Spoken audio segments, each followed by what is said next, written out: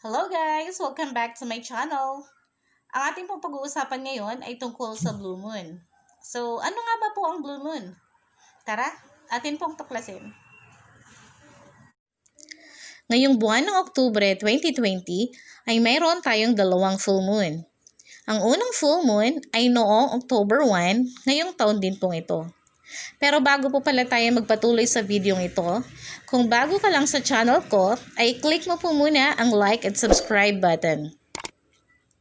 Sa atin pong pagpapatuloy, ang unang full moon ay tinatawag na harvest moon at ang pangalawa ay ang blue moon na naitapat pa po ng Halloween. May kababalaghan kaya itong magaganap sa ating kapaligiran? May mga kanya-kanya po tayong paniniwala, kaya sa inyo ko na lang po yan ipapaubaya. Mayroong dalawang klase ang blue moon.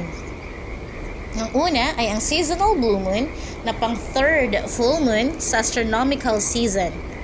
At ang pangalawa ay ang tinatawag naman pong monthly blue moon na pang second blue moon sa loob ng isang buwan. Kaya siya tinatawag na blue moon or micro moon. Ang full moon po or ang pagkakaroon ng full moon ay nangyayari lamang kada 29.5 days.